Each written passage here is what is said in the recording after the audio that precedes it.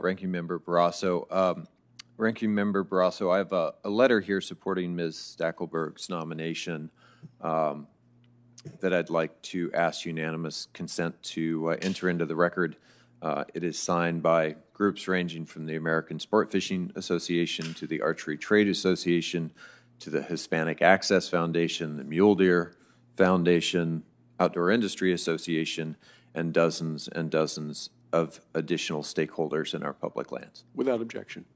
Ms. Stackelberg, one of the proudest moments that I've certainly had on this committee was passage of the Great American Outdoors Act, and that act provided guaranteed funding for the Land and Water Conservation Fund and to fix public lands infrastructure that has fallen into disrepair. If confirmed, are you committed to fully utilizing those funds in each and every Department of Interior budget request? Senator, thank you for the question. And yes, I am committed to doing so. I think that the bipartisan passage of the Great American Outdoors Act was a crowning achievement last year. It is certainly one of the priorities of the Secretary, effective implementation of the piece of the law. The goal is to meet the intent of Congress, and reduced maintenance is a terribly important component of congressional intent. And if I am confirmed, I look forward to working with you and others on this committee, ensuring that maintenance projects are taken care of, that backlog is reduced, and that the bureaus and divisions charged with deferred maintenance have the appropriate resources in order to do their jobs. I appreciate that very much, and I would just point out it's also an incredible opportunity for the administration to use something we did last year to build back better.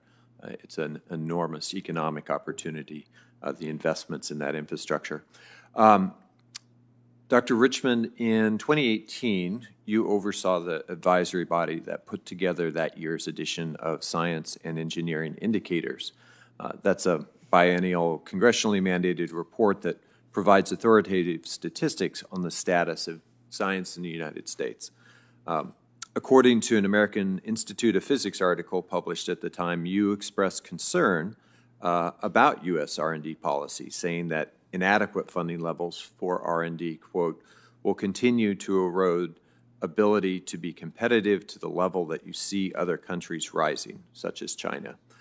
Talk to me about where you see American R&D today, what has changed and what has not, and where your concerns are. Thank you, Senator, for that question. This is important and this is timely. The way I've seen us since 2018, the numbers that came out in 2018 with regards to basically China starting to eclipse our capabilities was frightening, is frightening. It has, and especially when we think of ourselves as being a leader in the science and engineering enterprise, looking at the funding that China is pumping into their technology and research is incredible. But, you know, money is not the only thing. It's talent, and it's our facilities and our laboratories. And I worried then, and I still worry today, that do we have the funding that we need to keep our laboratories, keep our research groups going, we really need to make this competitive edge. Where we are ahead currently today, and hopefully for the future too, really is in the basic fundamental science. We are the leader, especially in the physical sciences, in materials, in a number of different areas that I could name. We cannot lose that. Now, we can spend our time looking over our shoulder, worrying about China. Instead, we need to look forward like in a race and say, let's be as innovative as we possibly can, get our scientists on board to be able to make the kind of changes that we need in order to stay ahead and be innovators.